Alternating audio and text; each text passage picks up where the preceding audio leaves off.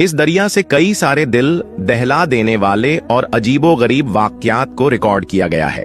जैसे कि पिछले कुछ सालों से इस दरिया में ऐसी अजीबोगरीब आवाजें सुनाई दे रही हैं, जिसने इस दरिया के किनारे बसने वाले लोगों को काफी ज्यादा डरा दिया है। यहाँ रहने वाले लोगों का कहना है कि ये जो आवाज सुनाई दे रही है, ये दरिया की नहीं बल्कि दरिया के नीचे से आ रही है। इस दरिया से जुड़े हुए कई सारे ऐसे वाकयात सामने आए हैं जिनकी वजाहत आज तक कोई नहीं कर सका है। कोई नहीं जानता कि इस दरिया से आने वाली आवाज कैसी है और इन आवाजों का कयामत के आने से क्या ताल्लुक है। दोस्तों, एक ऐसा दरिया जिसके सूखने का इंतजार दज्जाल कर रहा है, और एक ऐसा दरिया जिसने कयामत से पहले की बताई हुई निशानियों को जाहिर करना शुरू कर दिया है। एक ऐसा दरिया जिसके सूखने के बाद कयामत का आना लाजिम है। दरियाए फुरात एशिया की सबसे लंबी और बहुत ही इंपॉर्टेंट नदी है। ये दरिया तुर्की के टोरस पहाड़ों से शुरू होकर सीरिया और इराक से होते हुए अरब में डजला रिवर से मिलती है और फारस की खाड़ी में गिरती है। इस दरिया की खास बात यह है कि इसका जिक्र बाइबल में भी मिलता है और दूसरे रिलीजन में भी इस दरिया के बारे में कई सारी हदीस बयान की गई है। इस दरिया को मुख्तलिफ मजहबों में अलग अलग अहमियत दी गई है। इस दरिया से सोने के पहाड़ के जाहिर होने की पेशन गोही भी की गई है। इसके अलावा ये भी बताया गया है कि कयामत की बड़ी निशानियों में से एक निशानी ये भी होगी, ये दरिया पूरी तरह से सूख जाएगा। दोस्तों, कयामत से पहले इस दरिया से कई सारी ऐसी निशानियां जाहिर होंगी जिससे ये पता चलेगा कि कायनात का खात्मा अब करीब है, यानी कि कयामत अब ज्यादा दूर नहीं है। गुजरे कई सदियों से तो ये दरिया बहुत ही खामोशी से बह रहा था, लेकिन अभी कुछ सालों से इस दरिया में कई सारी बड़ी तब्दीलियां जाहिर हो रही हैं। और अगर बात की जाए इन आवाजों की, कई सारे एक्सपर्ट्स का कहना है कि शायद ये दरिया हमारे साथ सरसराहट में बातें कर रहा है। और ये आवाज उस वक्त सुनाई देना शुरू हुई जब दरिया फुरात के इस खुश्क हिस्से में आर्कियोलॉजिस्ट ने खुदाई करना शुरू करी। इन आवाजों के बारे में कई सारे लोग ऐसे हैं जिनका कहना ये भी है, ये आवाजें इस दरिया के नीचे कैद उन फरिश्तों की है जिन्हें एक वक्त में जमीन पर उतारा गया था और फिर जमीन पर ही कैद कर दिया गया, जिनको वो लोग फॉलोइंग एंजल्स कहते हैं, क्योंकि उनका मानना है कि हजरत ईसा अलैहिस्सलाम भी इसी जगह पर आएंगे। जैसा कि हमने आपको पहले बताया था कि बहुत से मजहब का इस दरिया के बारे में अलग अलग ख्यालात है। दोस्तों, इस्लामिक स्टडी के अकॉर्डिंग और इस हदीस के मुताबिक दरियाए फुरात से एक बहुत बड़ा सोने का पहाड़ निकलेगा। कयामत से पहले पहले वो जाहिर होगा, जिसकी वजह से बहुत बड़ी लड़ाई होगी और बहुत ज्यादा लोग इसमें मारे भी जाएंगे। वही कुछ दूसरे मजहब के लोगों का ये भी मानना है, जैसा हमने आपको बताया, कि इस दरिया में फॉलोइंग एंजल्स आए थे, जिनको लोग फरिश्ते कहते हैं, और वो ये कहते हैं कि आसमान से कुछ फरिश्ते जमीन पर भेज दिए गए थे जो कि इसी दरिया में आए थे। और वही इन आवाजों पर रिसर्च करने वालों का ये भी कहना है कि ये आवाज इस दरिया में मौजूद उन गारों से आ रही है जिन्हें यहाँ के लोग विस्पर होल बताते हैं। वही कुछ मजहबी लोगों का ये भी कहना है कि शायद यहाँ कोई जिन्नात वगैरह मौजूद हो जो इस दरिया से आने वाली तब्दीलियों की वजह से काफी ज्यादा परेशान हो चुके हैं।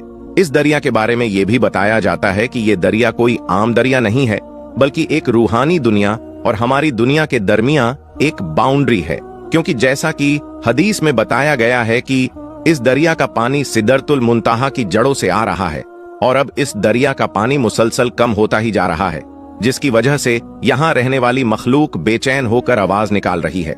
इस मखलूक को काफी शदीद तकलीफ हो रही है और ये इसी तकलीफ की वजह से चिल्ला रही होगी।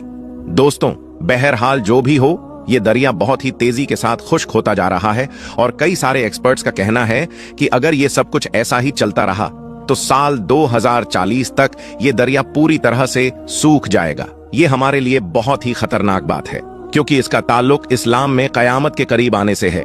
ये सब कयामत की निशानियां हैं जो कयामत के जाहिर होने से पहले पूरी होनी है। प्यारे दोस्तों, 6 जून 2022 को एक बहुत बड़ी खबर निकल कर आई थी। इसके बारे में इसमें बताया गया था कि इस दरिया के सूखा होने से 3500 बरस पहले की एक पुरानी बस्ती को ढूंढ लिया गया है।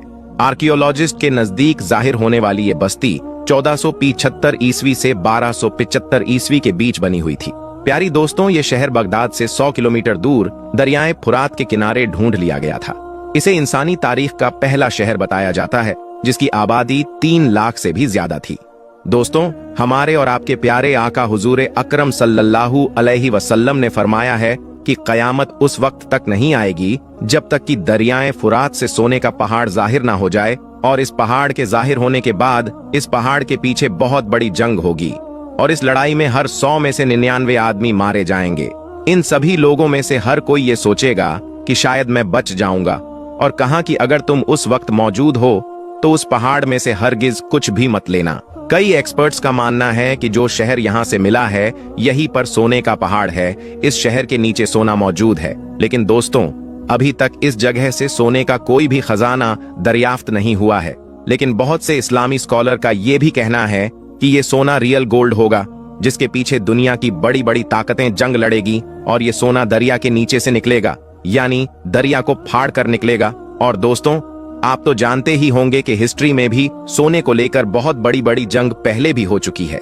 प्यारे दोस्तों, साल 1846 में अमेरिका और मेक्सिको के बीच एक बहुत बड़ी जंग हुई थी, जिसमें बहुत से लोगों को सोने की वजह से मार दिया गया था। यह लड़ाई भी गोल्ड की वजह से हुई थी। हिस्टोरियन का कहना है कि इस लड़ाई में तकरीबन 1 लाख से ज्यादा अमेरिकन नेटिव मारे गए थे।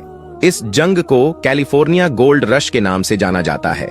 ऐसी बहुत सी जंगें हिस्ट्री में पहले भी हो चुकी है, जब इंसानों ने सोने के लिए एक दूसरे से जंगें की है, एक दूसरे के दुश्मन बने, एक दूसरे को मारना शुरू किया।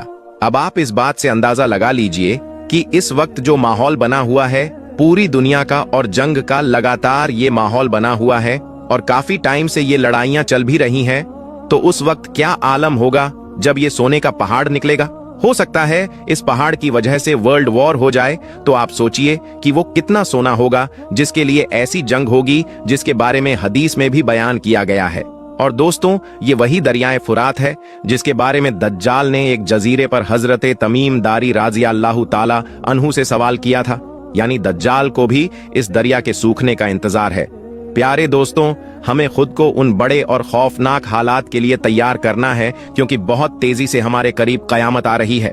अल्लाह से यही दुआ है कि वो हमें दुनिया और आखिरत की तमाम कामयाबी अता फरमाए और हम सब के लिए आसानी का मामला फरमाए और कहने सुनने से ज्यादा अमल करने की तौफीक भी अता फरमाए। अमीन या रब्बुल आलमीन। प्यारे दोस्तों, कमेंट बॉक्स में आमीन जरूर लिखे। दोस्तों, आज हम आपको एक ऐसी भविष्यवाणी के बारे में बताएंगे जो न सिर्फ पूरे मुस्लिम दुनिया को हैरान कर देगी, बल्कि यह पूरी दुनिया के इतिहास में एक अहम मोड़ ला सकती है। यह भविष्यवाणी एक अल्लाह के वली, जिनका नाम शाह नेमतुल्लाह वली है, उन्होंने की, जिनकी भविष्यवाणी के मुताबिक दुनिया की आखिरी सबसे बड़ी जंग में ईरान और तुर्की एक दूसरे के सामने होंगे।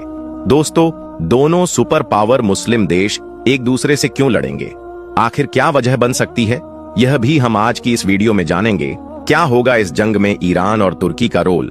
ईरान और तुर्की का इस आखिरी जंग में क्या रोल होगा? और क्या शाह नेमतुल्लाह वली की भविष्यवाणी सच साबित होगी? क्या यह भविष्यवाणी आज के वक्त में उतनी ही सटीक है जितनी 800 साल पहले थी? क्या यह दोनों देश वाकई एक दूसरे के सामने आएंगे, जैसे शाह नेमतुल्लाह वली ने भविष्यवाणी की थी?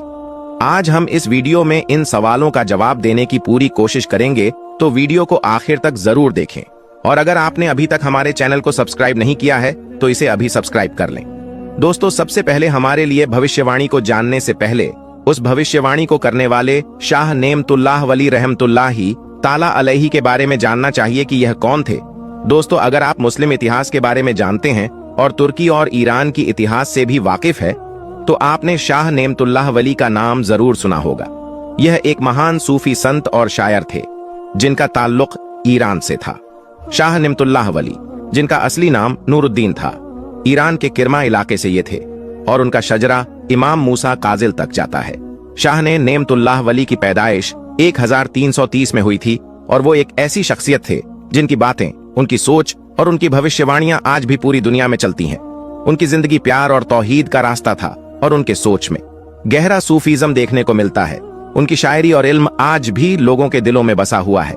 उनके सूफी इल्म ने एक नई रोशनी दी थी और उनका यह मानना था कि हर इंसान के अंदर एक अच्छाई होती है जिसे पहचानने की जरूरत होती है। वह कहते थे कि इंसान को खुदा की तरफ मुड़ने और उसकी सच्चाई को समझने के लिए अपने अंदर की आवाज को सुनना चाहिए। आज के वक्त में भी इनकी बातों से बहुत कुछ सीखा जा सकता है। शाह नेमतुल्लाह वली ने अपनी शायरी के जरिए से आने वाले कई अहम घटनाओं की भविष्यवाणी की थी जो आज से लगभग 800 साल पहले की गई थी। उनकी शायरी सिर्फ ईरान के बारे में ही नहीं बल्कि पूरी दुनिया के भविष्य से जुड़ी हुई थी। उन्होंने यूरोप, भारत, पाकिस्तान, बांग्लादेश और सबसे अहम दुनिया की आखिरी जंग के बारे में भी भविष्यवाणी की थी। आज के वक्त में अगर हम शाह नेमतुल्लाह वली की भविष्यवाणियों पर गौर करें तो ये समझने में मदद मिलती है कि उनकी बातों में कितना गहरा रहस्य था। उनकी कुछ खास भविष्यवाणियां आज तक सच साबित हो चुकी हैं, जैसे 1957 की जंगे आजादी, फर्स्ट वर्ल्ड वॉर और भारत पाकिस्तान का डिवाइडेशन। इन घटनाओं के बाद लोग उनके कसीदों और शेरों को लेकर गहरे विश्लेषण करने लगे थे। खासकर पाकिस्तान, भारत और बांग्लादेश में इनकी भविष्यवाणियां बहुत चर्चा का विषय बनी। शाह नेमतुल्लाह वली न सिर्फ एक महान सूफी संत थे, बल्कि एक बेहतरीन शायर भी थे। उन्होंने फारसी जबान में कई शेर और कसीदों को लिखा, जिनके जरिए से उन्होंने भविष्य के बड़े बदलाव की भविष्यवाणी की। इनकी शायरी इतनी सटीक थी कि उन्होंने जिन घटनाओं के बारे में लिखा था वो लगभग सभी घटनाएं बाद में सच साबित हुई। उनकी शायरी में सुफिज्म था, जो इंसान को दिल की गहराइयों में ले जाकर खुदा के करीब जाने की ताकत देता था। उनकी शायरी में एक गहरा रहस्य था, जो उनके पढ़ने वालों को खुद से जोड़ने और उनके सोच विचारों को समझने के लिए प्रेरित करती थी। ये शायरी सिर्फ कविता नहीं थी, बल्कि एक मार्गदर्शन यानी गाइडेंस था, जो इंसान को सोचने पर मजबूर करता था। शाह नेमतुल्लाह वाली की भविष्यवाणियां उनके कसीदे और शेरों के जरिए से आई। इन कसीदों में उन्होंने आने वाली जंगों, साम्राज्य के पतन और अहम राजनीतिक बदलाव के बारे में सिग्नल दिए थे। उनका यह कसीदा 1557 की जंगे आजादी के बाद से लेकर फर्स्ट वर्ल्ड वॉर और फिर 1948 के भारत पाकिस्तान विभाजन के बाद भी बहुत चर्चित रहा। इन भविष्यवाणियों में सबसे दिलचस्प बात यह थी कि उन्होंने एक दूसरे से दूर दूर बसे हुए देशों के बारे में अपनी बात कही थी, और वो आज तक के घटनाक्रम से मेल खाती है। इसने लोगों को ये सोचने पर मजबूर किया कि क्या सच में उनकी सोच, उनकी दूरअंदेशी इतनी सही थी? क्या ये भविष्यवाणी सिर्फ कोइंसिडेंस है या इनमें कुछ और गहरी बात छिपी हुई है? शाह नेमतुल्लाह वली ने अपनी भविष्यवाणी में ईरान और तुर्की के बारे में खास तरीके से सिग्नल दिए थे।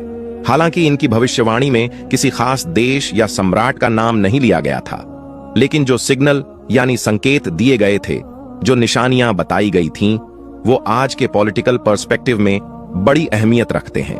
तुर्की और ईरान का आपसी कॉन्फ्लिक्ट भविष्य में एक बड़ी भूमिका निभा सकता है, जैसा कि शाह नेमतुल्लाह वली ने सिग्नल दिए थे। अगर हम हदीस की बात करें तो पैगंबर सल्लल्लाहु अलैहि वसल्लम ने तुर्की के लोगों का जिक्र किया था कि वह आखिरी जंग में शामिल होंगे और उनका योगदान यानी कंट्रीब्यूशन अहम होगा।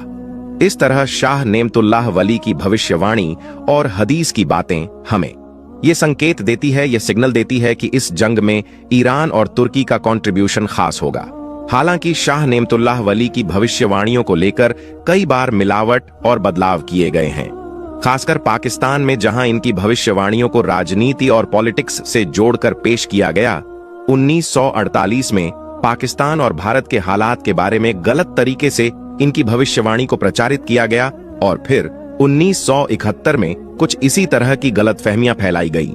यह एक दिलचस्प पहलू है जिसे हम डिटेल से समझ सकते हैं कि कैसे राजनीतिक सिचुएशन के हिसाब से इन भविष्यवाणियों का मतलब बदला गया।